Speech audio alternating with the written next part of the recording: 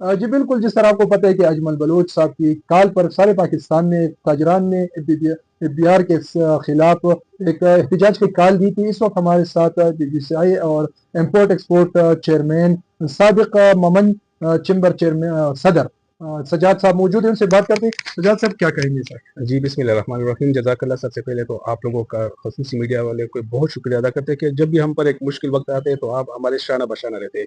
تو جزاک اللہ آپ کے آنے کا. دیکھو ایف بی آر کے جناب ایک چیئرمین صاحب آئے جو ہمارے لیے قابل قدر ہے بہت، کیونکہ وہ ایک محکمے کا چیف ہے، لیکن اس کو یہ پتہ نہیں ہے کہ جب پارلیمنٹ سے ایک بل پاس ہو جاتا ہے chief commissioner F B R, تو وہ پارلیمنٹ سے ہمارے لیے پاٹا پاٹا کے لیے ایک بل پاس ہو جاتے ہیں. کیوں ہوتا ہے؟ کیونکہ وہ پارلیمنٹ ایک معمولی چیز نہیں ہے، ملک اس کی وجہ سے چلتا بھی ہے اور عوام کے لیے ایک سہولت کار بھی ہوتا ہے.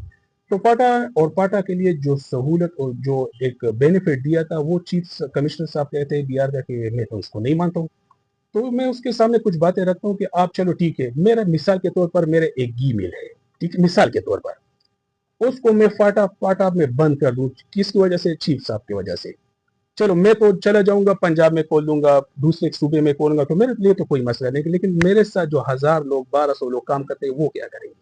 تو پاٹا میں وہی مسائل پھر وہ اندھیرے میں چلا جائے گا. تو بھی کیوں؟ چیف صاحب سے ہم گزارش کرتے ہیں کہ ہمارے لیے اور بھی آپ سہولت دے دیں کہ یہ 1000 لوگوں کا ایندھن جو ہے کھانا وہ بند نہ ہو جائے. تو ہم یہ گزارش کرتے ہیں چیف کمشنر صاحب سے کہ بھئی جو سہولت ہمیں ملک کے پارلیمنٹ نے دیا ہے اس میں آپ دخل اندازی نہ کریں، دخل اندازی بند کریں، بلکہ ہمارے ساتھ کھڑا ہو جائے، کیونکہ اس ملک میں ہمارا بھی ایک رول ہے جو اہم رول ہے. ہم آپ کے ساتھ کریں، آپ ہمارے ساتھ کریں گے. اور ادھر جو پاٹا کے ساتھ یہ سوتیلی ماں کا جو سلوک ہو رہا ہے تو اس پر ہے. پاٹا جو ہے یہ انکیشمنٹ ایسے انہوں نے کیا ہے کہ پیڑ امانت رکھی فیکٹریوں نے، اور اس پیڑر کو بغیر نوٹس کے انہوں نے کیش کر لیا. یعنی ان کا جو ورکنگ کیپٹل ہے ان سے چھین لیا، ان لیگل، کوئی قانونی طریقہ نہیں، ان لیگل چھین لیا. مقصد یہ کہ پاٹا کو یہ بند کر دیں. جو ادھر فیکٹریاں ان سے ورکنگ کیپٹل نے چھین لیا تو یہ کام کیسے کریں گے؟ مشکل گھڑی میں آپ نے ہماری رائے جانے کی کوشش کی، آپ کو بہت شکریہ. ایک تو ایسے کہ ہماری ابھی ایک کمیٹی ہم نے بنائی ہے، الفاٹا پاٹا انڈسٹری ایسوسیشن، ایک کور کمیٹی ہے، ٹھیک ہے. چیف کمشنر صاحب نے پچھلے دنوں ہمیں دعوت دیا کہ بھئی آپ ہمارے ساتھ ملاقات کریں. ہم نے اس کا بائیکاٹ کیا. پھر چیئرمین صاحب کو اطلاع ہوئی، انہیں ہم بلایا، ہم ادھر بھی گئے.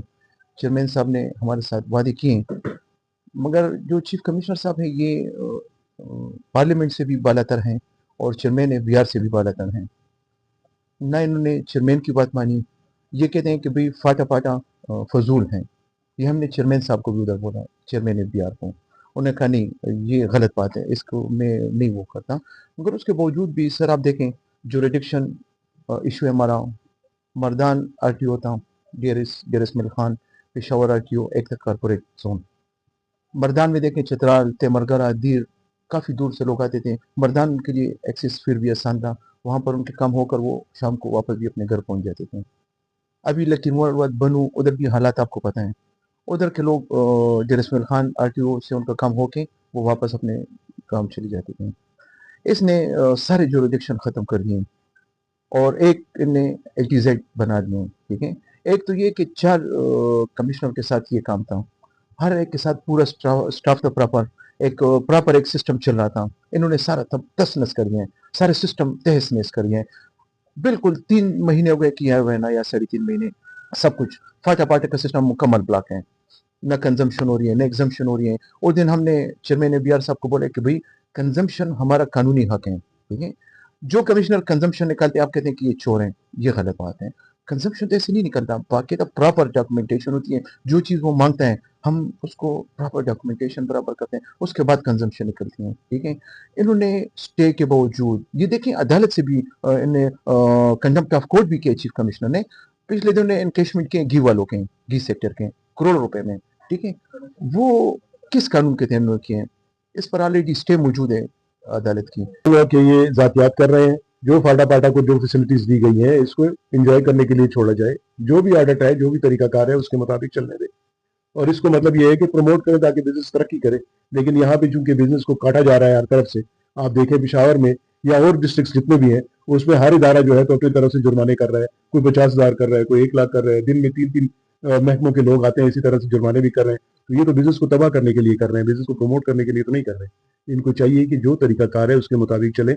आप इसको सोचें कि एक बंदा, एक ऑफिसर आता है किसी गवर्नमेंट के इदारे से, और एक दुकानदार जो अगर कोई वायलेशन कर भी रहा है तो उसकी दुकान में स्टॉक ही 50,000 रुपए का है और वो उसमें 50,000 रुपए का जुर्म कर देते हैं, तो ये तो नाजायज है। आप देखें तो सही कि उसकी वर्थ कितनी है, वो दे सकता है नहीं दे सकता है, वो वायलेशन कर रहा है उसको वार्निंग दे दें, वार्निंग ना दे पर्चा दे दें, कुछ कर दें, लेकिन इतना जुर्माना करें कि वो पे कर सके। लेकिन यहाँ पे ये बात नहीं है। दूसरा, चीफ कमिश्नर साहब जो है ये जातियात कर रहे हैं, हम इसकी मजम्मत करते हैं, और ये जो है तो हर जगह पे खुद जाके इम्प्लीमेंटेशन करा रहे हैं हर बात की। ये तो कोई तरीका ना हुआ। वो तरीकाकार होता है हर चीज का, किसी काम के रोकने का, किसी वायलेशन को रोकने का, ये इस तरीके पे नहीं कर रहे। चाहिए तो ये कि मतलब ये कि कानून के मुताबिक काम करें, लेकिन यहाँ पे वो तरीका नहीं है बिल्कुल।